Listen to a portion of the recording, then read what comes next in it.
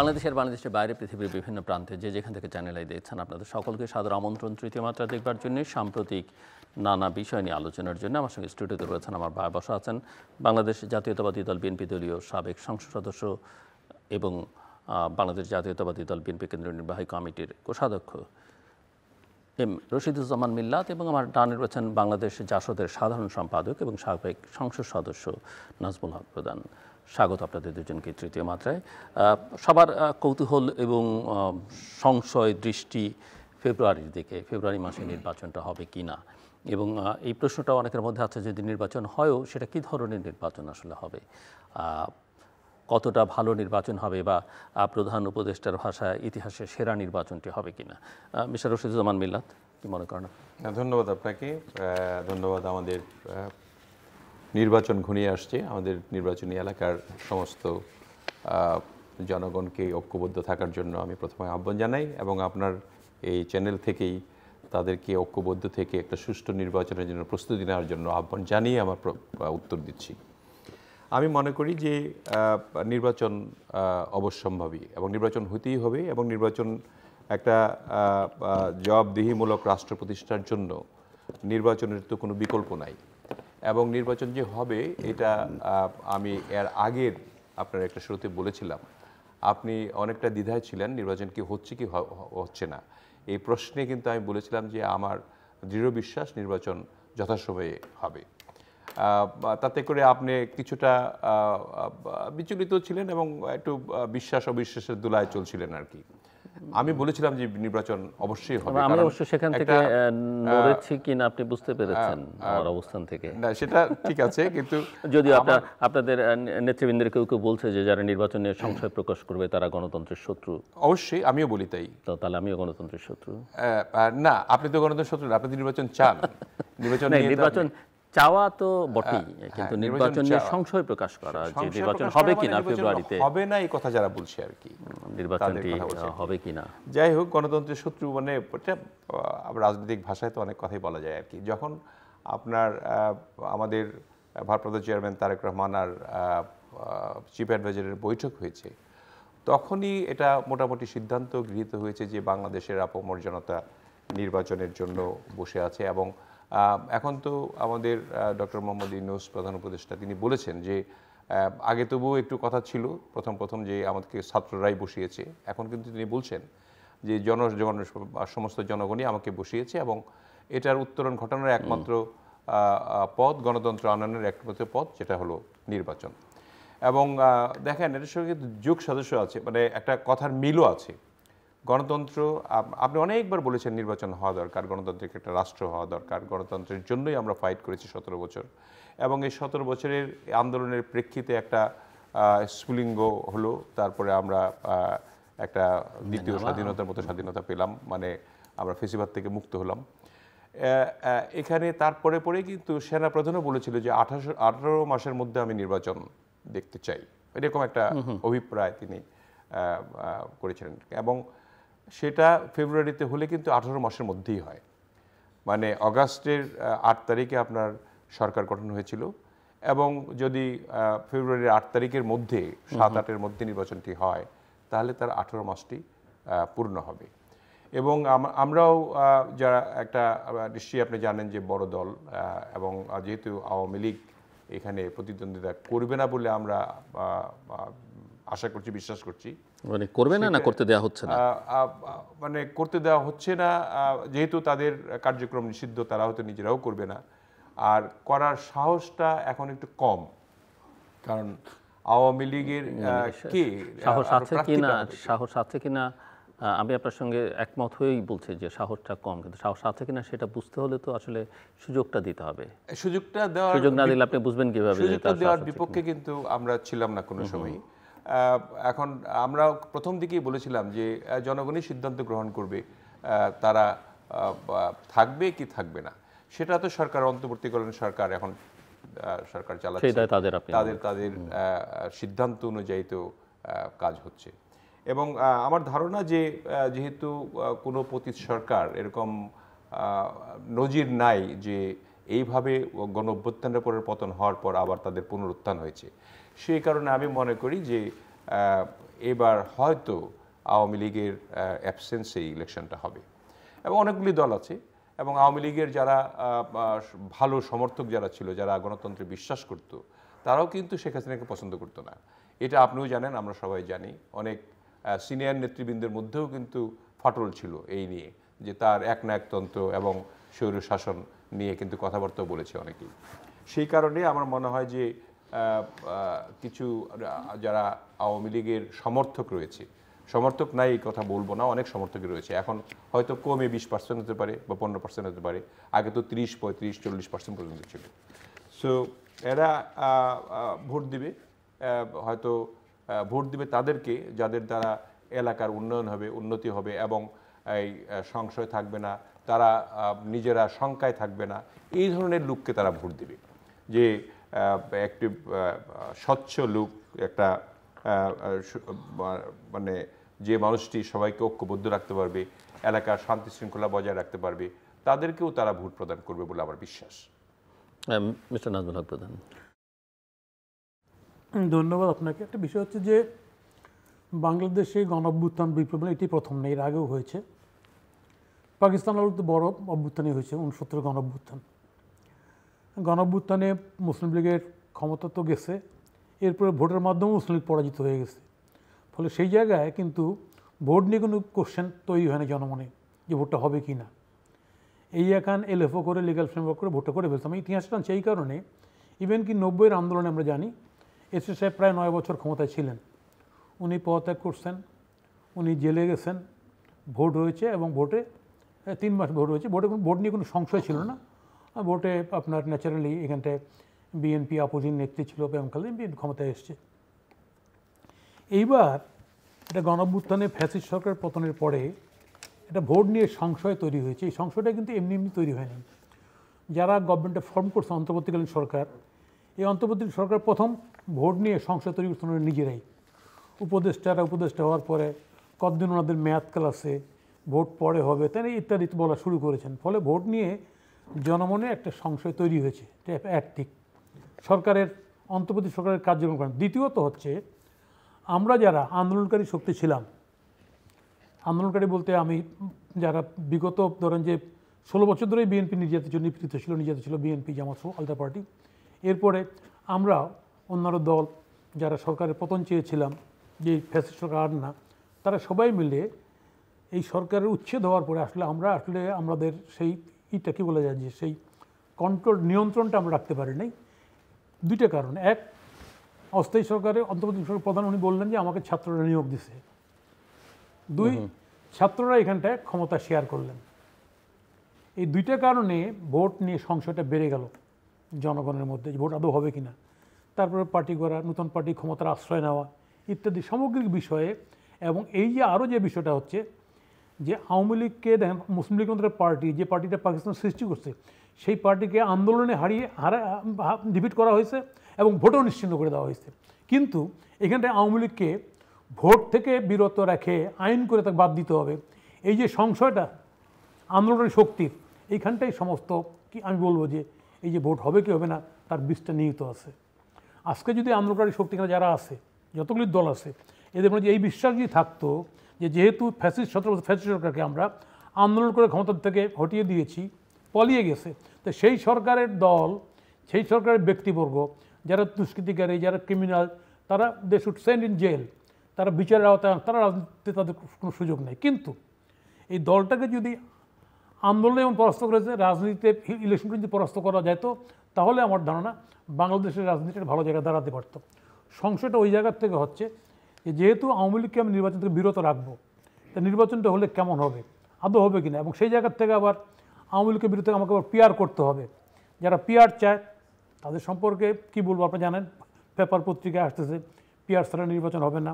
কখনো কোনো local government চায় আইনগতভাবে আইন দিয়ে রাজনীতিকে কন্ট্রোল করার এই যে প্রচেষ্টা, এই প্রচেষ্টার কারণে এখানে নির্বাচন নিয়ে সংশয় জনমনে থেকেই গেছে।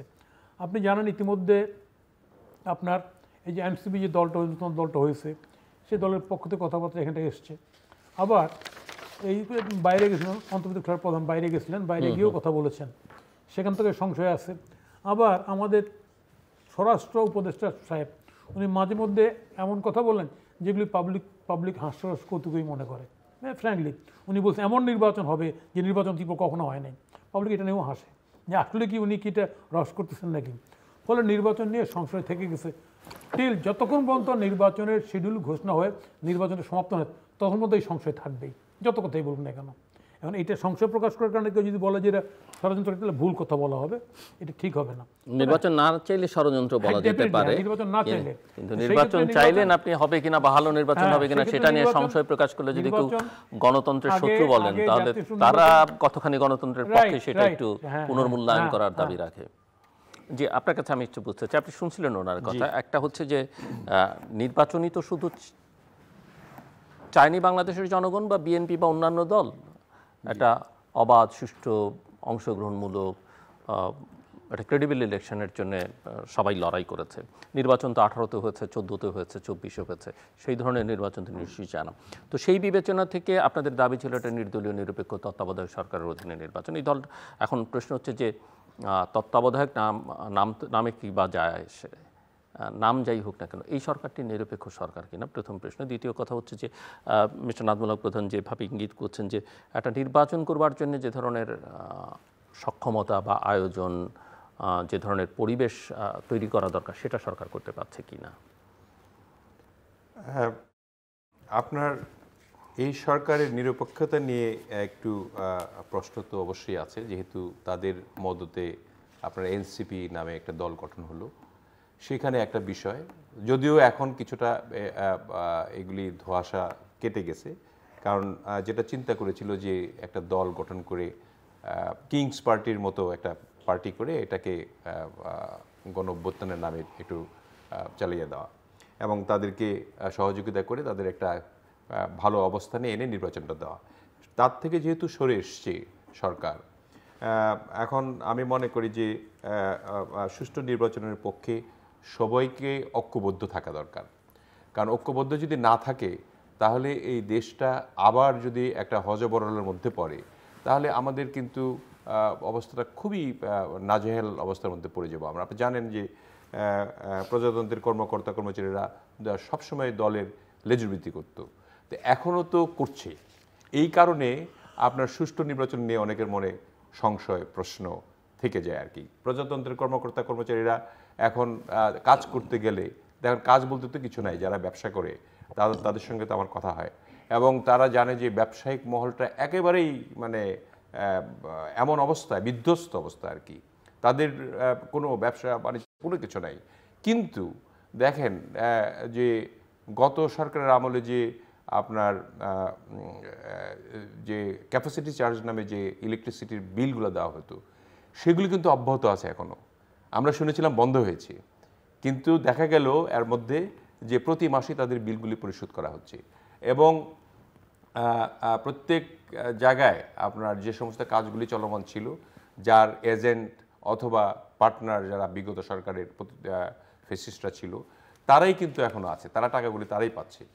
তো সেই কারণে একটা সংশয় ওই কারণে থাকে আর কি, যে টাকাগুলি মানে আবার এখানে ইনভেস্ট করে কোনো রকমের অবস্থার সৃষ্টি করতে পারে কিনা যে নির্বাচন ভণ্ডুল করার জন্য সে পয়সাপাতি দিয়ে করতে পারে আর কি।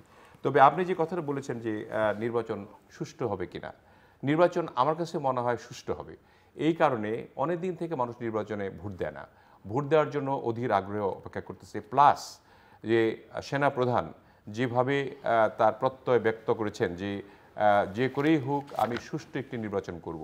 ইতিমধ্যে আবার স্বরাষ্ট্র উপদেষ্টা আমরা যেভাবেই বলি না কেন তিনি কিন্তু দৃঢ়চিত্তে বলেছেন যে আমরা নির্বাচন যেই বলুক না কেন, যেভাবেই বলুক না কেন নির্বাচন হবে এবং সুষ্ঠু একটা নির্বাচন করতে তারা সামর্থ্য।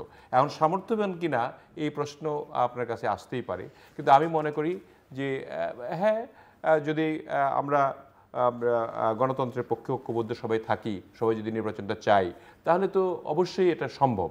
এবং আমি দেখছি গ্রামে গঞ্জে, আমরা তো নির্বাচনে যাচ্ছি এখন, মানুষের মধ্যে একটা এরকম জাগরণ আছে যে তারা নির্বাচন করতে আগ্রহী। এবং আমরা সর্ব জায়গায় বলছি যে এবার কিন্তু এরকম না যে আওয়ামী লীগের যে মতো সিলমারা বা এর আগেও অতীতেও অনেকেই কিন্তু জোর করে যাদের শক্তি বেশি আছে তারা ভোট কেন্দ্রে গিয়ে ভোট যাতে বেশি করে নেওয়া যায়, প্রিজাইডিং অফিসার পোলিং অফিসারের কাছে আপনার বই নিয়ে সিলটিল মারতো, এই ধরনের যে একটা প্রবণতা ছিল সেটা থেকে কিন্তু মানুষ বেরিয়ে এসছে।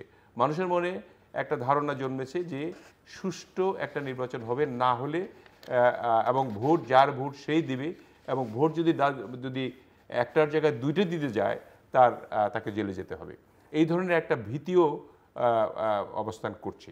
আর আমাদের দলের পক্ষ থেকে আমাদের নেতা সুস্পষ্টভাবে বলেছেন যে কোনো ধরনের আপনার নির্বাচনের সময় কোনো ধরনের মাসল যে আপনার শক্তি দেখিয়ে যে কোথাও ভোট কেন্দ্র দখল করা বা যে ঘটনাগুলি ঘটে সাধারণত বাংলাদেশে, সেগুলি যদি ঘটায় কেউ, তার বিরুদ্ধে একেবারে সর্বোচ্চ ব্যবস্থা গ্রহণ করা হবে। এবং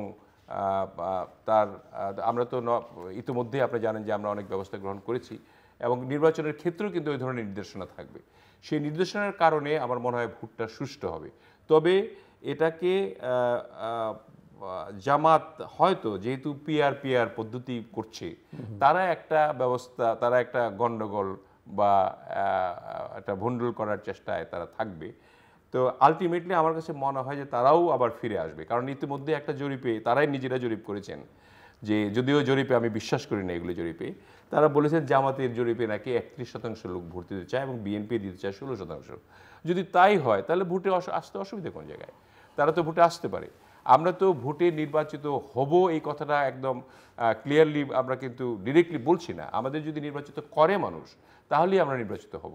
আর এতে করে এই দ্বিধাদ্বন্দ্ব এইটা করে বাংলাদেশের বরঞ্চ গণতন্ত্রকেই ক্ষতি করা হবে। এই জন্য আমি আহ্বান জানাই জামাতকে, এনসিপিকে এবং অন্যান্য যারা দল আছে, তারা তো সবাই মোটামুটি একমতই হয়েছে, এবং এই একমতের ভিত্তিতে যাতে নির্বাচনটি সুষ্ঠু হয়। আর আমার বিশ্বাস যে নির্বাচনটি অনেক অনেক সুষ্ঠু হবে, কারণ শীর্ষদ পতনের পরে প্রফেসর মোহাম্মদ ইউনূসের ভাষায় ইতিহাসের সেরা নির্বাচন, ইতিহাসের সেরা নির্বাচন হতে পারে। কারণ হলো নির্বাচন দেখেন, শাহাবুদ্দিন সাহেবের সময় যে নির্বাচনটা হয়েছিল সেটাও তো অভ্যুত্থানের পরেই হয়েছিল।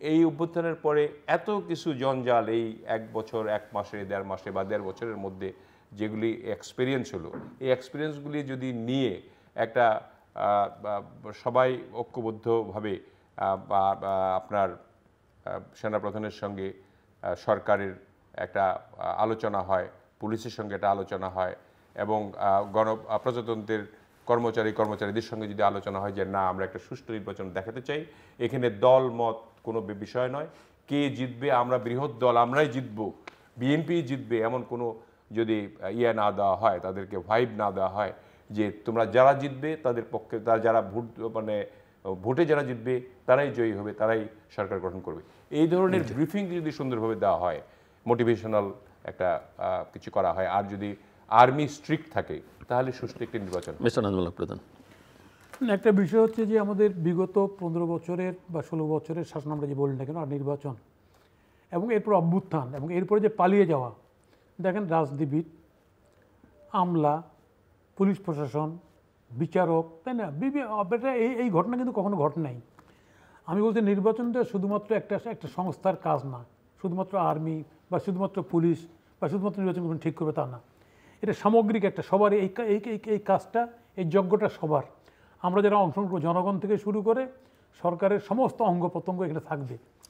যে বিষয়টা আমি বলতে চাচ্ছি সেটা হচ্ছে যে এইরকম ঘটনার পরও যদি বোধোদয় না হয় আমাদের পুলিশ প্রশাসনের, রাজনৈতিক নেতৃবৃন্দের, আপনার নির্বাচন কমিশনের, তাহলে এটা ভালো নির্বাচন সুষ্ঠু হবে না শুধুমাত্র আর্মির উপর নির্ভর করে। তাহলে এখানটায় সবাইকে, মানে যেই দলটা, ইভেনকি যে দলটা ক্ষমতায় যাবে, ক্ষমতায় যাওয়ার আকাঙ্ক্ষা পোষণ করছে বা জনগণ মনে করছে সেই দলটি ক্ষমতায় যাবে, সেই দলেরও নেতাকর্মী থেকে শুরু করে সবারই যদি অ্যাটিটিউডটা নর্মাল থাকে, প্রপার থাকে, উপযুক্ত থাকে, যে না জনগণ যাকে ভোট দেবে সেই হবে, তাহলে একটা ভালো নির্বাচন সম্ভব। শুধুমাত্র একটা বাহিনী দিয়ে ভালো নির্বাচন সম্ভব না। আমি সেক্ষেত্রে মূল মনে করব রাজনৈতিক দল, যেই দলটা ক্ষমতা গ্রহণ করতে চাচ্ছে through election, through popular mandate, সেই দলটা কিন্তু আরও বেশি স্বচ্ছ হতে হবে। যদি মনে করে আমাদের মিল্লাত ভাই যে না আমি যেহেতু জিতবই, ওনার লোকরা মনে করলেন যেহেতু মিল্লাত ভাই তো জিতবে, অতএব ভোটটা মিল্লাত ভাইকে দিয়ে দিই, আসে না এরকম? তো এইটা হলে কিন্তু আর ভোট তখন ওই আর্মি বলেন পুলিশ বলেন কেউ আর ঠিক থাকতে পারবে না, যেটা বাংলাদেশের জন্য একটা ভয়ের কারণ, ক্ষতির কারণ। ফলে আমি মনে করছি এখানটায় নির্বাচন যতগুলি সংস্থা আছে এবং সামগ্রিকভাবে রাজনৈতিক দল থেকে শুরু করে সবারই এই মোটিভেশনটা এখন থেকে, রাজনীতির মাঠ নির্বাচনটা গড়াইলে এখন থেকে এটা মুখে মুখে থাকবে। তাহলেই দলের কর্মীও মনে করে যে না, আমাকে খেটে জনগণের ভোটটা আমার বাক্সে ঢুকাতে হবে, সিল দিয়ে না, দিয়ে না। নাহলে মনে করতে পারে 15 বছর আমলে গিয়ে থাকে, আমি কেমন কষ্ট করবো কেন, খামাখা দরকার নেই তোমার কষ্ট করার, আমি দখল করে নেই। এটা হতে পারে। এবং সেই দখল করার ক্ষেত্রে প্রশাসনও মনে করতে পারে যেহেতু ক্ষমতা এনে এটা যাবে, হোক না কেন। যেমন আমি বর্তমান সময় বলতেছি কথাটা, এই যে পার্টিটা, নতুন যে পার্টিটা হলো, এই পার্টিটা জনগণের কাছে আশ্রয় না নিয়ে এর ক্ষমতার কাছে কিন্তু আশ্রয় নিল সমস্ত জায়গায়। আপনি ডিসি কোন, ইউনো কোন, ওসি কোন, সমস্ত জায়গায় এদের আশ্রয়, এবং অবারিত এদেরই প্রশাসন। আপনি মন্ত্রণালয় খোঁজ নেন, একই রকম অবস্থা। তাহলে এই অবস্থা যদি হয়ে যায় সবারই, যে ক্ষমতায় যেহেতু আমরা যাব, তাই না, প্রশাসন তাহলে তাকে তোষণিত করা শুরু করে, তাহলে তো আসলে ভালো নির্বাচন সম্ভব হবে না। আমি একটু মানে এটা বুঝতে চাইছি, যেহেতু জুলাই সনদ সংক্রান্ত যে ঐকমত্য কমিশনের সভায় সেখানে আপনারাও যাচ্ছেন, এবং এটা খসড়াটা চূড়ান্ত হয়েছে, দলগুলোর কাছে পাঠানো হয়েছে। কেউ বলছেন যে কিছু কিছু বিষয়ে ঐকমত্য না হলে তারা স্বাক্ষর করবেন না, এবং কেউ আবার বলছেন যে এই সনদ বাস্তবায়ন ছাড়া আসলে কোনো নির্বাচন হবে না, এবং তার জন্য আগে গণপরিষদ নির্বাচন সহ গণভোট এগুলো আয়োজন করতে হবে। সো আমি একটু বুঝতে চাই যে পুরো প্রক্রিয়াটা এবং এটা আজকে পর্যন্ত যেখানে এসে দাঁড়িয়েছে সেখান থেকে আসলে আপনি কি দেখেন, এবং এটাকে কেন্দ্র করে কোনো জটিলতার আশঙ্কা আছে? আপনাকে ধন্যবাদ। আমরা আজকে জাস্ট 2 ঘন্টা মিটিং করে আমি মানে মুলতবি মিটিং চলছে আমাদের, আমরা প্রস্তাবনাটা পেয়েছি এবং আমরা আলোচনা শুরু করেছি অলরেডি আমাদের পার্টিতে কি করব, কি করা যায়। আপনি যে কথা গুরুত্বপূর্ণ কথা বলেছেন, সেটা হচ্ছে যে এই যে অ্যাটিচিউডটা হচ্ছে যে এটা না হলে করা যাবে না, দিস ইজ নট আনডেমোক্রেটিক অ্যাটিচিউড। এই অ্যাটিচিউডটা গণতন্ত্রের অ্যাটিচিউড দৃষ্টিভঙ্গিটাই হচ্ছে যে সব বিষয় আপনার সঙ্গে মিলবে না, সব মৌলিক বিষয়ে আমি একমত থাকবো। মৌলিক বিষয় আমার দেশটার সোভারেন্টি, আমার দেশটার জন্ম, আমার দেশটার আমি এটা মৌলিক বিষয়, আমি এই বিষয়ে একমত। কিন্তু আমি অমৌলিক বিষয়ে আপনি চলতে চান এইভাবে, আপনি পেয়ার করতে চান, আমি চাই না, আপনি এটা চেঞ্জ করতে আমি চাই না, এগুলি বিষয়ে একমত না হলে এটা হবেই না। এটা তো ডেমোক্রেটিক গণতান্ত্রিক দৃষ্টিভঙ্গি পরিচয় বহন করে না। এরকম কথা কিন্তু আসছে এই ঘোষণায়, আপনার সংস্কার কমিশনের রিপোর্টে এরকম কথা আসছে। আমাদের পার্টি আমরা বসছি, আজকে আমাদের আরও কয়েকদিন আলোচনা লাগবে, এবং সেক্ষেত্রে আমরা আলোচনা করেই সিদ্ধান্ত নেব। যদি প্রয়োজন হয় আমরা আমাদের জাতীয় কমিটির মিটিং করে সিদ্ধান্ত জানাবো আমাদের। হ্যাঁ, আমরা অনেকগুলি বিষয়ে আমরা ঐকমত্য পোষণ করেছি, মেজরিটি বিষয়ে। তাহলে আজকে এই সংস্কার কমিশন এই দৃষ্টিভঙ্গি, নোট অফ ডিসেন্টও আছে। সংস্কার কমিশন এই দৃষ্টিভঙ্গি তো গ্রহণযোগ্য না, যে এটা না হলে আমি করব না। ওনাদের আমরা বলেছি গণভোটের প্রস্তাব আছে ওনাদের এই কী যেন কয়, ওই যে আপনার গণপরিষদের প্রস্তাব আছে। গণপরিষদ এটি নির্বাচনটাই গণপরিষদ হবে। কি গণপরিষদ নির্বাচনটা প্রয়োজন তখন যদি কনস্টিটিউশন নতুন হয়, যে সংবিধান নতুন, তাই না? তা তো না। তারপরে আপনার এই রেফারেন্ডামের কথা এখানটা বলছেন, তাই না? আমরা এগুলোতে একমত না, আমরা বলছি আগে। তো ফলে আমি বলবো গণতন্ত্রের সৌন্দর্যটা ওই জায়গায় যে আপনি দ্বিমত করার পরেও আমরা একসঙ্গে চলতে পারবো, দিস ইজ ডেমোক্রেসি। আর যদি হার্ড অ্যান্ড ফাস্ট রুল হয়ে যায় তাহলে ওটা ডেমোক্রেসি হয় না, ওটা তো ওই ফ্যাসিস্ট রুলের সমপর্যায়ে চলে যায়। এটা না মানলে হবে না। তাল গাছটা আমার, সারা রাত আলোচনা করে তাল গাছটা আমার, এটা গণতন্ত্রের দৃষ্টিভঙ্গি হইতে পারে না। সো নির্বাচনের জি মানে এটাই বলতে চাইছিলাম যে নির্বাচনকে বিলম্বিত করবার বা এটাকে নিয়ে একটা ঝামেলা তৈরি করবার জন্য এখন পর্যন্ত জুলাই সনদটা একটা জুলাই ঐকমত্য কমিশনের অনেক মিটিং টিটিং হয়ে জুলাই সনদ তো হলো। জুলাই সনদের খসড়া ইতোমধ্যে সমস্ত দলের কাছে দেওয়া হয়েছে, এবং সেখানে যাদের যেটা পছন্দ হবে না তারা নোট অফ ডিসেন্ট দিবে, দিয়ে হয়তো সনদটা সাইন করবে, স্বাক্ষর করার, বিএনপিতে স্বাক্ষর করার জন্য প্রস্তুত রয়েছে ইতিমধ্যে, আপনি জানেন আর কি। এবং আমি মনে করি যে উস্কানিদাতা যারা আর কি, তারা চায় না গণতন্ত্র ফিরে আসুক, অথবা তারা বুঝে না। যেমন এনসিপি এই যে মাঝে মাঝে পাটোয়ারি যে কথাগুলি বলে, যে এমন মানে উস্কানি, কিছুদিন উস্কানি দিল লোক বা মানে জনগণকে, আবার দেখলো যে এটার কোনো রেসপন্স নাই, তারপরে ছাত্রদের নিয়ে একটা উস্কানিমূলক কথাবার্তা বললো, সেটার কোনো রেসপন্স যেভাবে না পাওয়াতে, যেহেতু আবার এই চাঁদাবাজি নিয়ে নানান কাহিনী করার কথা চেষ্টা করলো, যখন দেখলো নিজেরাই চাঁদাবাজিতে ধরা পড়ছে, তখন আবার এটা বন্ধ হলো। এখন আবার এসে বলছে প্রধান উপদেষ্টা লন্ডনে গিয়ে সেজদা দিয়ে এসে নির্বাচন ঘোষণা করেছেন। তার মানে এখন আবার প্রধান উপদেষ্টাকে উস্কানি দেওয়া হচ্ছে যাতে করে তিনি একটু বিভ্রান্ত হন এবং এটাকে উস্কানিমূলক কিছু বক্তব্য মনে করে এটাকে বিচ্যুত ঘটান। সেই কারণে আমি মনে করি যে এই সমস্ত করে দেশের মানে গণতন্ত্রকে বিনষ্ট করার কোনো মানে নেই। যদি গণতন্ত্র থাকলে সবাই বেঁচে থাকবে, তারাও একদিন হয়তো দল হিসেবে দাঁড়াবে, যেহেতু শুরু করেছে একসময় না একসময় গিয়ে দাঁড়াবে আর কি। আপনার যারা মনে করে যে আপনার এই যে পিআর পদ্ধতি নিয়ে যে কথাবার্তাগুলো জামাত বলছে, এখন পিআর কি আদৌ সম্ভব? এটা আপনিও জানেন, আমি জানি, প্রধান ভাই জানে, দেশের জনগণ সবাই জানে যে এই দেশে পিআর পদ্ধতিতে নির্বাচন করা কোনো মতেই সম্ভব না। তারা কেন চাচ্ছে যে যদি কোনো মতে যদি 5% ভোট পায় তাহলে 3 পাশে 15টা আসন পাবো, বা যদি 10% পায় আমরা 30টা আসন আমরা পাবো। কিন্তু এই পিআর পদ্ধতি মানুষকে জনগণকে মেনে নেবে? আপনি জনগণের পালস দিয়েই তো আপনার জনগণ যেভাবে চাবে সেটাই তো আপনাকে করতে হবে, সেটাই তো আসল রাজনীতি এবং সেটাই গণতন্ত্র। মানুষের গণতন্ত্র, হ্যাঁ সবাই একেবারে ঐক্যমত মানে হবে মানে এই গণতন্ত্র তা নয়, কিন্তু গণতন্ত্র হলো যে মেজরিটি মাস্ট বি গ্র্যান্টেড। এখন আমার 12 কোটি 13 কোটি লোক আছে, তার মধ্যে 7 কোটি লোক যেখানে ভোট দেবে সে পাশ করবে, তার মানে যে গণতন্ত্র থাকলো না, এটা তো নয়। তো তারা মনে করছে যে তারা বোঝানোর চেষ্টা করছে যে পিআর পদ্ধতি হলে সবাই মিলে মানে সবাই যে ভোট দিল তার পার্টিসিপেশন থাকলো।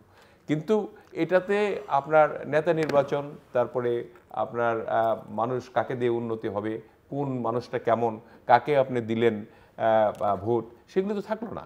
সেই জন্য পিআরটা নিয়ে তারা একটা কথা চালিয়ে এটা নির্বাচন ভণ্ডন করার জন্য চেষ্টা করবে, আর ছেলেপেলেরা তো উস্কানিমূলক কথাবার্তা বলবে। তবে এতে করে যদি নির্বাচন কমিশনের উপরে একটা সুন্দর শক্ত নির্বাচন কমিশনের কিছু দায় দায়িত্ব নিয়ে যদি কাজ করতে পারে, যেমন সব কিছু ডিউরিং নির্বাচন তখন সরকার শুধু থাকবে রুটিন ওয়ার্কের জন্য, আর নির্বাচন কমিশনের আন্ডারে সমস্ত সংস্থা কাজ করবে, এবং সেটাকে যদি শক্তিশালী করা হয়, আমার বিশ্বাস যে বর্তমান যে নির্বাচন কমিশন আছে তার ওখানে সচিবের সঙ্গে আমার কথা হলো, একেবারে স্ট্রেট মানুষ আর কি, উনি কোনো ধরনের কারো পক্ষপাত করবেন বলে আমার বিশ্বাস হয় না। এমন আমি এক সময় আমরা আমাদের হিসাব জমা দিতে গেলাম, সচিবের সঙ্গে দেখা হলো, সচিবের কথাবার্তায় মনে হলো যে এখানে ওরকম কোনো রকমের যে আমরা যে একটা বড় দল হিসেবে গেলাম যে ট্রিটমেন্ট, এবং ছোট দল যারা গেল তাদের যে ট্রিটমেন্ট সমমানের, এবং আমাদের কিন্তু এক কাপ চাও খাওয়ায় নাই। যে অনেকে আছে যে এরকম যে অন্যদের খাইয়েছে, ঠিক আছে, খারাপ অন্যদের ওইরকম খাওয়ায়নি, সে একদম মানে কোনো নিরপেক্ষভাবে সে আচরণটা করলো। সেই আচরণে আমার মনে হয় তাদেরকে যদি এম্পাওয়ার্ড করা হয়, যে যেমন ইন্ডিয়াতে খুব এম্পাওয়ার্ড ছিল নির্বাচন কমিশন ইসি টিএন সেশন, হ্যাঁ, সেই এরকম যদি করা হয় আর কি, তাহলে আমার বিশ্বাস যে যারা এই উস্কানি দিবে, যারা নির্বাচন ভণ্ডুল করার চেষ্টা করবে, তাদের বিরুদ্ধে এমন কঠোর ব্যবস্থা গ্রহণ করবে যাতে করে আর ফার্দার এই সমস্ত বিষয় নিয়ে তারা না আগায়। আপনার এমন নয় যে গণতন্ত্র ফিরে এসছে, ফেসিবাদ চলে গেছে জন্য কাউকে কিছু বলা যাবে না, আইনের আওতায় আনা যাবে না, বা আপনি সন্ত্রাস করবেন, উস্কানিমূলক বক্তব্য দিবেন, দেশকে আপনার একটা অস্থিতিশীল অবস্থায় নেওয়ার জন্য আপনি পদক্ষেপ গ্রহণ করবেন, আর আপনার আইন বসে থাকবে, এটা হয় না। এটা না হয়ে যদি কঠোর আইনের একটা প্রয়োগ করার ব্যবস্থা করে দেওয়া হয় নির্বাচন কমিশনকে নির্বাচনের সময়, তাহলে আমার বিশ্বাস যে এই ছোটোখাটো যারা উস্কানিমূলক বক্তব্য দিচ্ছেন, বা যারা নির্বাচন না হোক, নির্বাচনে কারচুপি হোক, নির্বাচনে অন্য রকমের ধান্দাবাজি করে নির্বাচনকে ভণ্ডুল করা হোক, এই ধরনের পদক্ষেপ যারা গ্রহণ করবে তাদের বিরুদ্ধে যাতে নির্বাচন কমিশন কঠোর হস্তে এটা দমন করতে পারে, এবং সেই জন্য সেনাবাহিনী প্রস্তুতি রয়েছে আমার বিশ্বাস। প্রধান বিষয়টা হচ্ছে যে আমরা তো সবাই একটা নির্বাচন চাই, এবং নির্বাচন যত দ্রুত হবে তত মঙ্গল হবে, কারণ একটা ইরেগুলার গভর্নমেন্ট, অন্তর্বর্তীকালীন সরকার যেই সরকারটা ইতিমধ্যে যথেষ্ট গ্রামীণ সরকার হিসেবে সুনাম কুড়িয়েছে, সেই সরকার দিয়ে বেশি দিন আসলে এখানটা এই দেশটা শাসনভার চলতে পারে না, চলবেও না। ফলে ন্যাচারালি একটা ইলেকটেড নির্বাচিত গভর্নমেন্ট আসলে আমাদের পারস্পরিক সামগ্রিক বিষয়, আপনাদের বহির শক্তির সঙ্গে আমাদের ডিলিংস বলেন, আমাদের ইন্টারনালি আমাদের আইন শৃঙ্খলার প্রয়োগ বলেন, বিচার যাবতীয় কাজটা সুষ্ঠুভাবে হবে বলে মনে করি আমরা।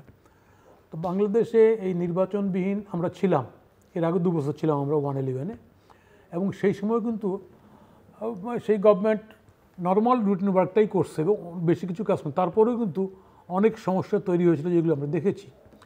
ফলে আমরা চাই বর্তমান সময়ে এখানটায় নির্বাচনটা দ্রুত সময় হোক, এবং ইতিমধ্যে ইউনূস সাহেব জনাব অন্তর্বর্তীকালীন সরকারের প্রধান উপদেষ্টা উনি যে কথাগুলি বলেছেন নির্বাচনের জন্য, আমি মনে করি সেই মতেই নির্বাচনের তারিখ শিডিউল সব ঘোষণা হয়ে কার্যক্রমটা এগিয়ে নিয়ে যাওয়া উচিত। কিন্তু তারপর কথা থেকে যাচ্ছে বারবার যে আসলে আদৌ নির্বাচনটা হবে কিনা, কারণ ওনাদের মধ্যে মুখ ফসকে বিভিন্নজন বিভিন্নভাবে কথা বলছেন। এটা চিন্তার একটা উদ্রেক। আমি এলাকায় প্রতি মাসে মাসে যাচ্ছি আমি নির্বাচনের নিয়ে, তারপরে পাবলিকই আমাকে কোশ্চেন করতেছে আসলে কি ভোটটা হবে। এই যে আসলে কি ভোটটা হবে, তখন আমাকে বলতে হচ্ছে হয় হবে, আজকে নাহলে কালকে তো হবে, আমি বলতে পারছি না যে এই তারিখে হবে কিনা। তো সেই জায়গাটা এখনও তৈরি হয় না জনগণের মধ্যে বিশ্বাসটা। জনগণের মধ্যে বিশ্বাসটা যতক্ষণ তো তৈরি না হচ্ছে, পাবলিক যখন কনফিডেন্ট না হচ্ছে যে ভোটটা হবে, তখন তো ভোট হওয়ার আমি কোনো সুযোগ দেখছি না। এটা হচ্ছে আমার রাজনীতির অভিজ্ঞতা বলতেছে। পাবলিক সবসময় মানে আপনার কাছে যে বুঝতে চাই যে কি আসলে একটা ভালো নির্বাচন করবার জন্য এখন দরকার, যে নির্বাচন প্রশ্নবিদ্ধ হবে না, যে নির্বাচন ইতিহাসের সেরা না হোক, অন্তত একটা ভালো নির্বাচন সাম্প্রতিক ইতিহাসে বাংলাদেশের একটা ভালো নির্বাচন হিসেবে স্বীকৃতি পাবে, কম বিতর্ক হবে, দেশে বিদেশে এটা নিয়ে নির্বাচনের পরে কোনো সময় প্রশ্ন উঠবে না, এরকম এর জন্য কি পদক্ষেপ নেওয়া জরুরি বলে প্রথম আমি যেটা মনে করি যে ফ্যাসিস্ট সরকার যেটা পতন হলো, এর যারা নেতার থেকে এবং আইন শৃঙ্খলা বাহিনী থেকে যারা এই ইনভলভ ছিল এই সমস্ত ক্রিয়াক্রমে, লুট, খুন, গুম, হ্যাঁ, টাকা পাচার, all should eliminate from the politics. এটা এম্বার্গো করে, হ্যাঁ, অ্যাবডো করে যেভাবে হোক রাজনীতি থেকে বের করে দেওয়া, এটা 1000 হোক 1500 হোক বের করে দেওয়া। যে দলটাকে আজকে আমরা বলতেছি ব্যান্ড করে দেবো, তাই না, কারণ ওই দলটাকে আমি রাজনীতির মাঠে আমি তাকে পরাজিত করতে চাই। আন্দোলনে সে পরাজিত হয়ে গেছে, ক্ষমতায় এসে পরাজিত হয়ে গেছে, এখন তাকে ইলেকশনে পরাজিত করতে চাই। সেই দলটার ইলেকশন আসা উচিত। যদি আসে তাহলে বাংলাদেশে সবাই যদি ইলেকশন করে তাহলে এখানে ভারসাম্যপূর্ণ ইনক্লুসিভ একটা ভোট হবে, যে ভোটটার কারণে বাংলাদেশের রাজনীতিটা একটা ভিন্ন মাত্রা নেবে। সো আপনি বলছেন যে কোনো বিচারে আইডেন্টিফাই করা কারা মেইন ক্রিমিনালস, সেটা সংখ্যায় যাই হোক, কয়েক হাজার হলো, তাদেরকে আইডেন্টিফাই করে তাদের বিরুদ্ধে মানে আইনি প্রক্রিয়া তাদের তো বিচার করতে সময় লাগবে, কিন্তু তার আগেই আপনি মনে করছেন তার আগে নির্বাচনী অ্যাবডো দিয়ে দেওয়া, যে এরা ভোটে রাজনীতি থাকতে পারবে, যেহেতু এদের সম্পর্কে নানা এখন যেমন যে নিয়মটা আছে, আপনি টিল সুপ্রিম কোর্ট না হওয়া পর্যন্ত আপনি জেলে থেকেও ইলেকশন করতে পারবেন, এইটাকে বাদ দিয়ে দেওয়া। ওকে, হ্যাঁ, এটা হলো আমার মত। আপনি কি মনে করেন এই বিষয়ে রাজনৈতিক দলগুলোর মধ্যে একটা ঐকমত্য প্রতিষ্ঠা সম্ভব? বড় দল যারা আছেন তাই না, তাদের তো উদ্যোগ হওয়া উচিত, এই ক্ষেত্রে উদ্যোগ হওয়া উচিত। নেক্সট, দ্বিতীয় বিষয় হচ্ছে আমি বর্তমান অন্তর্বর্তীকালীন সরকারকে বলবো এবং সবাইকে রাজনীতি বলবো, আইন দিয়ে রাজনীতিকে কন্ট্রোল করতে যায় না, যেটা শেখ হাসিনা সরকার করে ভুলটা করছে। উনি বিচারক দিয়ে, আজকে যে কারণে আমাদের প্রধান বিচারককে জেল খাটতে হচ্ছে, উনি বিচারক দিয়ে কেয়ারটেকার গভর্নমেন্ট বাতিল করে দিয়ে ওই বিচারক করছে, আমি কী করবো। এই যে বিচার দিয়ে, আইন দিয়ে রাজনীতিকে কন্ট্রোল করার যে প্রচেষ্টা, উনি যদি ডায়ালগ করেও করতেন বিএনপির সঙ্গে যে আমরা এরকম যেতে চাই, বেটার আরও ভালো প্রস্তাব আসতে পারতো, ভালো হতে পারতো, কিন্তু উনি আইনের ঘাড়ে পা রেখে ওনার ক্ষমতাটাকে উনি চালাতে চাচ্ছেন। ফলে আমি কখনোই মনে করি না যে আইন দিয়ে রাজনীতিকে কন্ট্রোল করা যায়, এটা কখনোই যায় না। ফলে এই চিন্তাটা, এই প্রবণতা থেকে আমাদের বেরিয়ে আসতে হবে, তাহলে আমরা এই যে অভ্যুত্থান, এই যে এত রক্তক্ষয়, এই রেজাল্টটা আমরা ক্যাশ করতে পারবো। না হলে কি হবে, এই দেশটা আপনি বরাবরই মানে কি বলা যায়, একটা সংঘাত, রাজনীতি তো প্রতিদ্বন্দ্বিতার, প্রতিহিংসার না, আমি বরাবরই প্রতিহিংসার দিকে রাজনীতিকে ঠেলে দিচ্ছি। ভবিষ্যৎ প্রজন্মকে কি দিবে তারা? কারণ আমি তো এর থেকে বেরোতে পারছি না, আমাকে বেরোবার রাস্তা তো নিতে হবে, এবং এটা ছিল মোক্ষম সময়। আমরা জানি সাউথ আফ্রিকায় অ্যাপার্থাইড মুভমেন্ট ছিল, বর্ণবাদ বিরোধী মুভমেন্ট ছিল সাদাদের, আমরা তো জানি এটা। নেলসন ম্যান্ডেলা তার বউ উইনিকে শ্বেতাঙ্গদের হরতার কারণে ডিভোর্সই করে দিল, আপনি দেখেন। এবং সেখানটা আজকে সাদা কালোর একটা, পৃথিবীর সবচেয়ে বর্ণ বৈষম্য দেশ, আজকে একটা শব্দ নেই। তাহলে আমাদের এই দৃষ্টান্ত থাকার পরও বর্তমান বিশ্বে এত বেশি ওপেন, সেখানে আমরা কেন এটা করতে পারবো না? আমরা আমাদের ভবিষ্যৎ প্রজন্ম লড়াই করবে মুক্তিযুদ্ধের পক্ষের বিপক্ষে, অথবা ওই ফ্যাসিস্ট পক্ষে? হইতে পারে না তো এটা। তাহলে আপনার রিকনসিডার জায়গা তৈরি করতে হতে, তো এটা কে করবে? এই সময় তো একটা মোক্ষম সময় ছিল। এই জায়গাটা ভুলে গিয়ে আমি আইন দিয়ে সব কন্ট্রোল করে এখনকার মতো আমি বাবা পাচ্ছি, অথবা এখন আমি সাক্ষাৎ কিছু লাভ পাচ্ছি, কিন্তু আখেরে মানে at the end of the game দেখবো যে বিগ জিরো। ফলে ভালো নির্বাচনের কথা বললেও আমি ভালো নির্বাচন করতে পারবো না। সেই দিকটা খেয়াল রেখেই আমার পদক্ষেপগুলি নেওয়া উচিত। আমি মনে করি এই ক্ষেত্রে আমি বলছি এবার টকশোতে, বিএনপি ইজ এ বড় party, he should go for grand dialogue with the political parties. কারণ নেক্সট পাওয়ার কন্টেন্ডার, দাবিদার পাওয়ার তারা যেহেতু কীরকম দেশ চায়, শুধুমাত্র জাতীয় সরকার করবে এটা বলে দিতে শেষ না, আমি ভবিষ্যৎ কীরকম দেশ চাই। তাহলে সেই দেশটা, তাই না, যেই দেশটা আকাঙ্ক্ষিত ছিল, সেই দেশটাকে শেখ হাসিনার সরকার, ফ্যাসিস্ট সরকার লণ্ডভণ্ড করে দিচ্ছে। সেই জায়গা থেকে দাঁড়িয়ে আমাকে বেরোতে হলে অবশ্যই আমাকে এটা বড় দল তাদেরই উদ্যোগ নিতে হবে to have a good discussion, good dialogue with the political parties. আপনি মনে করছেন যে এই যে সরকার রাজনৈতিক দলগুলোর জন্য সঙ্গে যে ডায়ালগ করলো বা জাতীয় ঐকমত্য কমিশন দীর্ঘদিন যাবত যে ডায়ালগ করছে, তার বাইরেও একটা ডায়ালগ হওয়া উচিত বিএনপির উদ্যোগে, আপনি মনে করেন? সরকারের ডায়ালগকে কেন আমি, সরকারের একটা সেট স্টেরিওটাইপ ডায়ালগ সরকার করতেছে। ওকে, সরকারের ইনোভেটিভ কোনো চিন্তা সরকারের নেই। কিন্তু যারা ক্ষমতায় যাবো, আমরা যারা রাজনীতি করি, তারা সবসময় নতুন নতুন তারা চিন্তা করতে পারে। আমি সেই চিন্তাটা করার জন্য আমি বর্তমান এই পরিস্থিতিতে আমি বড় রাজনৈতিক দল বিএনপি সহ অন্যান্য পার্টি সবাইকে আমি বলতেছি যে এটা করা উচিত করে আমরা ভবিষ্যৎ বাংলাদেশের রাজনীতি কীভাবে দেখতে চাই। কারণ এখানে অনেকগুলি বিগত গভর্নমেন্ট অনেকগুলি জঞ্জাল তৈরি করছে, জাতির উপর কাঁধের উপর চাপিয়ে দিয়েছে। আমাকে সেটা পরিষ্কার করতে হবে। সেই পরিষ্কার করার জন্য শুধুমাত্র সরকারের নির্বাচন কিছু সংস্কার এটাই না, আরও অনেক বিষয় আছে যেগুলো আলোচনা হওয়া উচিত। মিস্টার রশিদুজ্জামান মিল্লাত, আপনি শুনছেন এবং আপনার কাছ থেকে আমার একই প্রশ্ন যে আপনি কি মনে করেন কি করা উচিত নির্বাচনের জন্য, এবং অবশ্যই মিস্টার প্রধান যেগুলো বলেছেন সেগুলো সম্পর্কে আপনার কোনো বক্তব্য থাকলে আপনি রাখবেন। একটা সুষ্ঠু নির্বাচনের জন্য দেখেন, বাংলাদেশের আমাদের যে ক্যারেক্টার মানুষের, এবং আপনাদের দুজনেরই ব্যক্তিগত অভিজ্ঞতা আছে নির্বাচন করবার। জি জি, সেই জন্য বলছি আমি, এখানে মিডিয়ার একটা রোল ভালো থাকা উচিত।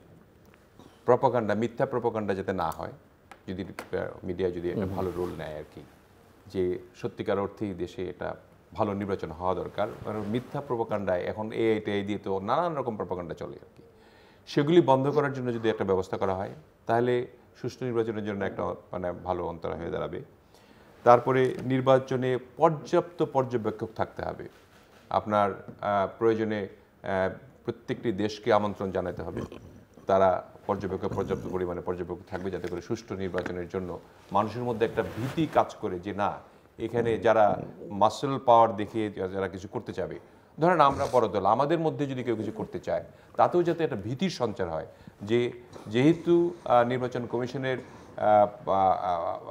মানে একটা ম্যান্ডেট রয়েছে যে পুরা নির্বাচন, একটা আসনের নির্বাচন বাতিল করে দেওয়ার ক্ষমতা তাদেরকে দেওয়া হয়েছে।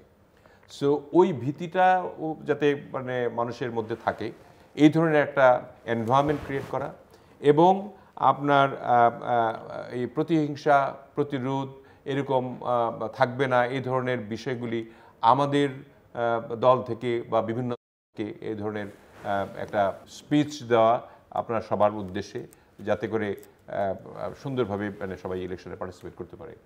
আর ভাই যেটা বললেন যে নির্বাচনে আপনার এরকম হওয়া উচিত, জনগণের এরকম মনে করে অনেকে আর কি, যে ভোটটা আমি নষ্ট করবো কেন, এরকম হয় কিন্তু, যে ভোট যেহেতু বিএনপি জিতবে আবার বিএনপিকে দিয়ে দিলাম, যেহেতু সবাই এখন ছোট ছোট দল, বিএনপি যদি আমার ভোটটা নষ্ট না করে, তিনি বিএনপির ফ্লোটিং ভোটার হলেও তিনি যা বিএনপিকে ভোটটা দিবেন। এই ক্ষেত্রে একটা বিষয় আমি আজ করতে পারছি আর কি, যে যদি একটা সুষ্ঠু ভোটও হয়, তাহলে তো মানে বিএনপি অনেক ভোটে মানে অনেক আসনে জিতবে আর কি। তো অনেক আসনে জিতলে আবার একটা প্রবলেমও আছে আর কি, অনেক আসনে জেতার পরে হয়তো এই বিষয়ে একটা দাম্ভিকতা আসতে পারে আমাদের, এবং আমাদের যে বিষয়গুলি নিয়ে, ধরেন আমরা 280টা সিট পাইলাম, তখন কি অবস্থা দাঁড়াবে? তখন তো আমরা ওই পিআর পদ্ধতির আপার টায়ারও যদি করি, সেখানেও আমাদের লোকজন বেশি থাকবে। তখন আমরা যা করব তাই হবে, সেটা নিয়ে যাতে আবার যারা উস্কানি কারক এবং যারা আমাদের বিরুদ্ধাচরণ করছে, যারা বিএনপিকে ক্ষমতায় দেখতে চায় না এমন একটি গোষ্ঠী, তারা হয়তো নানান প্রপাগান্ডা, নানান রকমের একটা ষড়যন্ত্র করার চেষ্টা করবে। সেই চেষ্টাটা যাতে না হয়, আসলে ভালো একটা নির্বাচন হতে গেলে আমি যে কথাটা বললাম যে 1/11-এর সময় প্রথম যেমন দেখেছিলাম আমরা যে আর্মিদের 2 মাস 3 মাস কিন্তু সাংঘাতিক ভয় পেয়েছে মানুষ, এবং আর কোনো একটা অন্যায় করলে যে তার যে একটা ভীতি, মানে বাঙালির মধ্যে এটা আছে আর কি, মানে একদম প্রত্যন্ত অঞ্চল পর্যন্ত, যে আর্মি এসছে, আর্মিদের জন্য ভয়। এই যে ভয়টা, এটা মানে অন্তত নির্বাচনের সময় যে তাদের ম্যাজিস্ট্রেসি পাওয়ার নিয়ে সেই কার্যক্রমটা করা উচিত আর কি। পরে যদিও এটা ব্যবসায়ীদের উপরে নানান রকমের অত্যাচার এবং মিথ্যা প্ররোচনার মধ্য দিয়ে 1/11 শেষ হয়েছে, এবং তারপরে তো যা ঘটলো আমরা জানি। তো আমার মনে হয় যে আমাদের যে প্রধান নেতা, তিনি যেটা চান, যে বাংলাদেশ যেভাবে চান, দেশের সকলকে নিয়ে ঐক্যবদ্ধভাবে থেকে দেশটাকে পরিচালনা করার জন্য তার আশা, সেই আশাটা বাস্তবায়ন হবে তখনই যদি সুষ্ঠু একটা নির্বাচনের মাধ্যমে নির্বাচিত একটা সরকার হয়, এবং সরকার হওয়ার পরে সেখানে যে স্মল স্টেক হোল্ডার যারা আছে তাদেরকে নিয়েও এই সরকারে একীভূত করা, এবং তাদের পরামর্শক্রমে যাতে সব কিছু করা হয়। বাংলাদেশের এই কৃষক থেকে আরম্ভ করে আমাদের দরিদ্রতা দূর করা, ফ্যামিলি কার্ডের একটা সিদ্ধান্ত গ্রহণ করেছি আমরা, 31 দফার মাধ্যমে নানান ধরনের আমরা এই রাষ্ট্র সংস্কার, রাষ্ট্র মেরামত করার জন্য যে প্রস্তুতি গ্রহণ করেছি, সেগুলি সবাইকে নিয়ে যদি আমরা করতে পারি, তাহলে কিন্তু আগামী বাংলাদেশ ভালো হবে এবং সুষ্ঠু একটি নির্বাচনের মাধ্যমেই ভালো হবে। এবং আমার মনে হয়, কেন জানি যে আমি প্রায় বলতাম এটা, যে এতটা দুঃশাসনের মাত্রা এতটাই, কার্ভটা এতটাই উপরে উঠেছে যে আর যাওয়ার জায়গা নেই। সো এই কার্ভটা নিচে নামতে হবে। ইট ইজ এ ন্যাচারাল একটা পদ্ধতি আর কি। আপনার যখনই মানে সব কিছুর মানে একদম শেষ সীমায় চলে যায়, সেখান থেকে কিন্তু রিটার্ন ব্যাক করে আবার সব কিছু। আমার মনে হয় যে বাংলাদেশটা সুন্দর বাংলাদেশ হবে, গণতান্ত্রিক বাংলাদেশ হবে, মানবিক বাংলাদেশ হবে। জাস্ট দুটো বিষয় একটু ছোট্ট করে মতামত, মানে আমরা শেষের দিকে এবং আপনার জন্য শেষবারের মতো মিস্টার নাজমুল হক প্রধান যে প্রস্তাবগুলো দিয়েছেন তার মধ্যে দুটো বিষয় নিয়ে একটু আপনার মতামত চাই। উনি বলেছেন যে আওয়ামী লীগকে নির্বাচন করতে দেওয়া উচিত, এবং বিচার যেহেতু দীর্ঘ প্রক্রিয়া, অন্তত অপরাধীদের আইডেন্টিফাই করা, একটা তালিকা করা, এবং তাদেরকে এবডো করে তাদেরকে এই নির্বাচনের বাইরে রাখা, ব্যক্তি হিসেবে, দল হিসেবে, এটা একটা প্রস্তাব। আর দ্বিতীয় প্রস্তাব উনি যেটা করছেন সেটা হচ্ছে যে এই সব বিষয়, যেসব বিষয় এখনও বিতর্ক আছে, যেহেতু একটি স্টোরিও টাইপ উনি মনে করেন ডায়ালগ হয়েছে সরকারের সঙ্গে বা অন্যান্য জায়গায়, বিএনপি যেহেতু সম্ভাব্য যারা ক্ষমতায় যাবে তাদের মধ্যে সবচেয়ে এগিয়ে থাকে পারসেপশন ওয়াইজ, বিএনপির আসলে উচিত সকল রাজনৈতিক দলগুলোকে ডেকে একটা খোলামেলা এইসব বিষয়ে ডায়ালগ করা। বিএনপি কনভেন্ট করতে পারে। আমি একমত এ ব্যাপারে। কোনটার ব্যাপারে? এই দ্বিতীয় যে প্রশ্নটা করলেন, যে বিএনপি একটা বড় দল হিসাবে এবং গণতান্ত্রিক মনা একটা দল, তাদের একটা ডায়ালগ করা উচিত যে এই ধরনের যে বিষয়গুলি, যে অনৈক্য যেগুলিতে আছে, সেগুলি সরকার গঠন করলে ঐক্যের মাধ্যমে যার যে হিস্সা রয়েছে, যে যেভাবে বাংলাদেশকে দেখতে চায়, সেই ধরনের একটা মোটিভেশনাল একটা ডায়ালগ হওয়া উচিত, এবং এই ডায়ালগটি হলে ভালোই হবে আমি মনে করি আর কি। এটা হলো আপনার 2 নম্বর প্রশ্নের উত্তর আর কি। 1 নম্বর বলেছিলেন, আরেক নম্বর বলেছেন যে আওয়ামী লীগকে নির্বাচন করতে দল হিসেবে দেওয়া উচিত, কিন্তু ব্যক্তিদের আইডেন্টিফাই করে বিচারের আগেই, অন্তত বিচার যেহেতু দীর্ঘমেয়াদী প্রক্রিয়া, তাদেরকে নির্বাচনের বাইরে রাখো, এবডোর মতো কিছু। এটা আমি 100% একমত যে বিচার, যারা দোষী অপরাধী এবং যাদের বিচারাধীন, তাদেরকে একেবারেই ওয়েব আউট করা উচিত, কারণ তারা এত দুঃশাসনের সঙ্গে জড়িত ছিল, তাদেরকে নির্বাচনে অংশগ্রহণ করতে দেওয়া কোনো মতেই উচিত হবে না। তবে দল হিসাবে আওয়ামী লীগ যদি এখন তো স্থগিত করে রেখেছে, যদি নিষিদ্ধ করা না হয়, তাহলে তারা নির্বাচন করতে পারে, আমাদের তো কোনো আপত্তি নেই এ ব্যাপারে। মানে স্থগিত তো আবার তুলতে হবে নির্বাচন, সেটা তো অন্তর্বর্তীকালীন সরকারের দায়িত্ব। যেমন আমাদের এই দায়িত্বটা তো আমাদের নয়, যেমন ধরেন আমাদের যে মাঝে মাঝে বলা হয় যে মানে এখানে আপনারা কেন ব্যবস্থা গ্রহণ করছেন না, একটা ইস্যু তো ধরেন যে প্রফেসর মোহাম্মদ ইউনূস এক সময় বলেছিলেন গণমাধ্যমকে যে আওয়ামী লীগকে নিষিদ্ধ করবার কোনো সিদ্ধান্ত তার সরকারের নেই। আপনাদের নেতৃবৃন্দ বিভিন্ন সময় বলেছেন যে আওয়ামী লীগকে কোনো রাজনৈতিক দলকে নিষিদ্ধ করবার পক্ষে আপনারা নন, কিন্তু যখন অন্তর্বর্তী সরকার এই সিদ্ধান্ত নিল যে তার কার্যক্রম স্থগিত, সেটাও একটা ছোট্ট মবের চাপে পড়ে আপনারা হঠাৎ করে আমরা জানতে পারলাম যে আপনারা 3 দিন আগেই চিঠি দিয়েছিলেন আওয়ামী লীগের কার্যক্রম নিষিদ্ধ করা হোক বা আওয়ামী লীগ সম্পর্কে সিদ্ধান্ত নেওয়া হোক। চিঠি সম্বন্ধে আমি বলতে পারবো না চিঠি দেওয়া হয়েছিল কিনা, কারণ এখন তো মিস ইনফরমেশন ডিসইনফরমেশন অনেক বেশি। না, সেটা আবার আপনাদের নেতাদের মুখ থেকে কারো মুখ থেকে সবার না হলেও কোনো শুনলেও এটা অথেন্টিক কিছু না, চিঠি দেওয়া হয়নি আর কি। যেমন ধরুন আজকেই বেরিয়েছে, আজকে আমি আসতে শুনলাম যে সমস্ত জায়গা থেকে আপনাদের প্রেসিডেন্টের ছবি নামিয়ে ফেলতে হবে, এটা ইন্টারিয়াম গভর্নমেন্ট অর্ডার করেছে। কিন্তু আবার একটু পরে রিজওয়ানা, উপদেষ্টা রিজওয়ানা বললেন যে না, এই ধরনের কোনো সিদ্ধান্ত এই সরকারের মধ্যে থেকে হয়নি। কাজে মিস ইনফরমেশন ডিসইনফরমেশন চলছে, এগুলি বন্ধ করতে হবে। এই জন্য আমি বললাম যে মিডিয়ার রুলটা অনেক ভালো থাকা উচিত। এবং আমাদের কিন্তু আবার এটাও তো আমরা দেখি সরকারের, যেমন আপনার দলেরও নেতারা এক একজন এক এক কথা বলেন, সরকারও তো এক একজন এক এক কথা বলেন অনেক সময়, যেখানে বোঝা মুশকিল যে হ্যাঁ, সরকারের মধ্যে সরকার আছে, এটা তো আমরা বুঝি। সরকার কে কি চান সেটা বোঝা মুশকিল। এটা তো মানে তারা তো বিভিন্ন জায়গা থেকে আসা মানুষ এবং বিভিন্ন থিমের তারা চিন্তা করেন আর কি, যে রাষ্ট্র এই ধরনের হওয়া উচিত, ওই ধরনের হওয়া উচিত। গণতন্ত্রের প্রতি অনেকের বিশ্বাসও নাই, আস্থাও নাই। তারা মানে অটোক্রেসিতে আবার অনেকেই বিশ্বাস করে। অনেক উপদেষ্টারা আছেন যারা মনে করেন যে দেশটা একটা স্ট্রিম লাইনে এনে তারপর নির্বাচন দেওয়া উচিত। স্ট্রিম লাইনটা কী, কখন আসবে, সেটার সম্বন্ধে তাদের আইডিয়া এরকম নাই। তারা তো রাজনীতিবিদ নয়, তারা চিন্তা করতেছে যে যতদিন থাকা যায় এটাই হয়তো ভালো। তবে আমি ওই প্রধান ভাইয়ের 2টি প্রশ্নের সঙ্গে আমি একমত পোষণ করছি এবং এটা হওয়া উচিত। এবং আমাদের বৃহত্তর দল হিসেবে অবশ্যই প্র্যাগম্যাটিক একটা প্রস্তাব। মিস্টার নাজমুল হক প্রধান, ক্লোজিং রিমার্কস। না, প্র্যাকটিক্যালি বাংলাদেশে আমরা তো এই দেশটা অনেক সংগ্রামের, অনেক আন্দোলনের মধ্যে ইতিহাস আছে ব্রিটিশ আমল থেকেই। তো ফলে আমি মনে করি আমরা অনেক যেমন প্রাকৃতিক দুর্যোগ মোকাবিলা করছি, রাজনৈতিক দুর্যোগ মোকাবিলা করছি। ফলে আমাদের এখানটায় রাজনীতিবিদ আমরা যারা আছি, ছোট বড় সব মিলিয়ে একটা আমাদের কর্মপন্থা বের করেছি। বারবার একই জিনিসের পুনরাবৃত্তি, যেমন বলতেছি যে ফ্যাসিজম যেন না হয়, প্রতিশোধাত্মক রাজনীতি, এটাও আমাদের বন্ধ করা উচিত। আর ভালোটা তো কোথাও না কোথাও থেকে শুরু করতে হবে, কাউকে না কাউকে শুরু করতে হবে, স্যাক্রিফাইস করে হলেও সেটা শুরু করা দরকার, এক্সাম্পল সেট করা দরকার। মনে করছি আমি এটাই হচ্ছে মোক্ষম সময় আমাদের জন্য।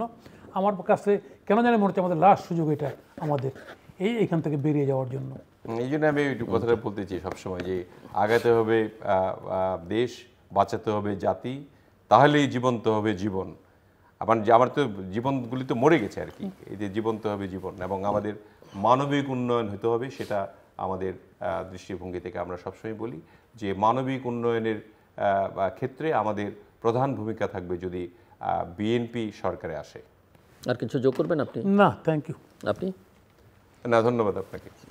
দর্শক, অনুষ্ঠানের শেষ প্রান্তে আমরা সামাজিক যোগাযোগ মাধ্যম ফেসবুক, এক্স এবং ইউটিউবে রীতিমাত্রা লাইভ স্ট্রিম হচ্ছে, আপনারা দেখতে পারেন। টেলিভিশনের পর্দায় দেখতে না পারলে যে কোনো সময় যে কোনো স্থান থেকে ইউটিউবে রীতিমাত্রা চ্যানেলটি সাবস্ক্রাইব করে এই পর্ব বা পুরোনো পর্বগুলো আপনারা দেখতে পারেন। মিস্টার নাজমুল হক প্রধান এবং মিস্টার রশিদুজ্জামান বিল্লাত অসংখ্য ধন্যবাদ এই আলোচনা হওয়ার জন্য। দর্শক, আমার অতিথিরা সাম্প্রতিক নানা বিষয় নিয়ে ওনাদের বিশ্লেষণ করেছেন। কোথাও কোথাও হতাশা আছে, কোথাও কোথাও সমালোচনা আছে, আসার জায়গাও আছে। তবে ওনাদের চাওয়া হচ্ছে নির্বাচন, যত দ্রুত নির্বাচন হয় দেশের জন্য তত কল্যাণকর। কী ধরনের নির্বাচন হবে ওনারা আশা করছেন এটা ভালো নির্বাচন হবে। আবার ভালো নির্বাচনের পথে অন্তরায়গুলো কী সেটাও ওনারা চিহ্নিত করবার চেষ্টা করেছেন। কী করণীয় সেটাও পরামর্শ দিয়েছেন। তবে একটি গুরুত্বপূর্ণ, আমি বলবো 2টো প্রস্তাবনা এসছে এবং এই প্রস্তাবনাগুলো মিস্টার নাজমুল হক প্রধান করেছেন, মিস্টার রশিদুজ্জামান বিল্লাত এই প্রস্তাবনাগুলোর সঙ্গে একমত পোষণ করেছেন। একটি হচ্ছে যে যারা ক্ষমতায় যেতে পারেন তাদের মধ্যে সবচেয়ে এগিয়ে আছে এই মুহূর্তে বিএনপি দল হিসেবে বিএনপি, এবং নির্বাচন হলে তারাই হয়তো সরকার গঠন করবে এবং তাদের ভাষায় তারা অঙ্গীকার অনুযায়ী তারা হয়তো একটা জাতীয় সরকারও গঠন করতে পারে বা সবাইকে নিয়ে। কিন্তু অনেকগুলো বিষয় এখনও জটিলতা আছে, ছোট ছোট বা বড় বড় বিষয়, যেগুলো আসলে ঐকমত্য কমিশনের আলোচনা বা সরকারের সঙ্গে আলোচনায় নিষ্পত্তি হয়নি। তার জন্য যেই পরিবেশে আলোচনা হওয়া দরকার খোলামেলা এবং রাজনৈতিক দলগুলোর মধ্যে আন্তরিক একটা পরিবেশে আলোচনা, সেই আলোচনাটা লিড করতে পারে বিএনপি। বিএনপি এটা এরকম একটা রাজনৈতিক দলগুলোর জন্য একটা গোলটেবিল বৈঠকের আয়োজন করতে পারে, একটু সময় নিয়ে, দরকার হলে একাধিক দিন সেটা হতে পারে, এবং সেখান থেকে কিছু বিষয়ে তারা ঐকমত্যের একটা জায়গা তৈরি করতে পারে এবং নিজেদের মধ্যকার যে দূরত্ব আছে বিভিন্ন রাজনৈতিক দলের মধ্যে পারস্পরিক যে দূরত্ব আছে সেটা কাটিয়ে তো এটা বড় একটা সহায়ক ভূমিকা পালন করতে পারে। দ্বিতীয় হচ্ছে যে কোথাও না কোথাও আমাদের আসলে শুরু করতে হবে এবং তার জন্যে ভালো কিছু শুরু করতে হবে এবং তার জন্য যদি ত্যাগ স্বীকার করতে হয় সেটা করেও আসলে করা উচিত। না হলে একই ধারা চলতে থাকবে ঘুরে ফিরে চক্রাকারে, ভালো কিছু বাংলাদেশ দেখবে না। সেই জায়গায় ওনারা মনে করেন যে দল হিসেবে আওয়ামী লীগের অপরাধের দায় কম নয়, ব্যক্তিদের দায়ও কম নয়, বিচারও করতে হবে প্রত্যেকের, এই চাওয়াতেও ওনাদের কোনো আপত্তি নেই এবং সেটা একটু দীর্ঘমেয়াদী যেহেতু বিচারিক প্রক্রিয়া। তবে ওনারা মনে করেন মোটা দাগে বেশ কিছু অপরাধীকে আইডেন্টিফাই করা খুব একটা ডিফিকাল্ট টাস্ক নয়। বিগত শাসন আমলের সংখ্যাটা যাই হোক না কেন 1000, 500, 2000, 3000 এদেরকে আইডেন্টিফাই করে একটা এক্সিকিউটিভ অর্ডারে বা যে কোনোভাবে, বা অতীতে এবডোর উদাহরণ আছে সেরকমভাবে এদেরকে নির্বাচনের, অন্তত এই নির্বাচনের বাইরে রাখা হোক। কিন্তু দল হিসেবে, বা আওয়ামী লীগেরও তো একটা ইতিহাস আছে সেটাও মাথায় রাখতে হবে, দল হিসাবে আওয়ামী লীগকে বা আওয়ামী লীগের এই যে 30-35 বা সেটা যদি এখন কমে 20 বা 15 ভাগ হয়, আমার অতিথিদের কথা অনুযায়ী সমর্থক সেই সংখ্যায় কিন্তু বাংলাদেশের জনসংখ্যার বিচারে সেটা কম নয়। কাজেই তাদেরকে তাদের যে রাজনীতির চর্চা করবার অধিকার, ভোট দেবার অধিকার বা তাদের মত প্রকাশ করবার অধিকার, সেটা বঞ্চিত করবার কোনো আইনি, নৈতিক বা সাংবিধানিক ভিত্তি আসলে কারোই নেই। সেই জায়গায় ওনারা মনে করেন দলটিকে নির্বাচন করবার জন্যে সুযোগ দেওয়া উচিত। নির্বাচন তারা করবে কিনা, করবার মতো নৈতিক সাহস আছে কিনা, প্রার্থী পাবেন কিনা, এইসব প্রশ্ন থাকলো, কিন্তু তাকে নির্বাচনের বাইরে রাখার সিদ্ধান্তটা সেটা খুব একটা যৌক্তিক সিদ্ধান্ত নয়। আমার মনে হয় যে নীতি নির্ধারক এবং রাজনৈতিক দলগুলো এই বিষয় নিয়ে, এমনকি বিএনপি যদি এই ডায়ালগের আয়োজন করে, সেই ডায়ালগে এই বিষয় নিয়ে আলোচনা হতে পারে এবং করে একটা সিদ্ধান্তে আসলে উপনীত হওয়া উচিত। এটা দুটো কারণে দরকার। নির্বাচনটা প্রশ্নবিদ্ধ হবে না কখনো কোনো পরিস্থিতিতে। দ্বিতীয়ত হচ্ছে একটা অন্তর্ভুক্তিমূলক নির্বাচন হবে এবং তৃতীয়ত এবং সরকারে গেলে সরকারের সামনে নতুন যে দলই যাক না কেন অনেক চ্যালেঞ্জ আছে, সেই চ্যালেঞ্জে মোকাবেলা করতে গিয়ে যদি ডেলিভার করতে কোনো কারণে ব্যর্থ হয় তাহলে কিন্তু এই নির্বাচনের ইস্যুটা সামনে আসবে জাতীয় এবং আন্তর্জাতিকভাবে। এবং সবচেয়ে বড় কথা হচ্ছে যে একটা ভালো নির্বাচন, শান্তিপূর্ণ স্থিতিশীল নির্বাচন করা এবং নির্বাচনোত্তর পরিস্থিতিতেও দেশটাকে স্থিতিশীল করবার জন্যে কোনো শক্তিকে নির্বাচনের বাইরে রাখা উচিত নয় এবং কোনো শক্তিকেই আসলে আন্ডারগ্রাউন্ডে যাওয়ার সুযোগ করে দেওয়া উচিত নয়। তাতে মঙ্গলের চেয়ে অকল্যাণ অনেক বেশি হবে। এটা যেন সবার মাথার মধ্যে থাকে। যাদের মাথার মধ্যে রাজনীতি আছে তারা এটা বুঝবেন, যাদের পলিটিক্যাল মাইন্ড নেই তাদের আসলে এটা বোঝার কথা না। কাজে আমরা আশা করবো যে এই সিদ্ধান্ত আসলে রাজনৈতিক নেতৃত্বের কাছ থেকেই আসতে হবে। আমাদের সঙ্গে থাকবার জন্য অসংখ্য ধন্যবাদ। আপনাদের সবার জন্য শুভকামনা।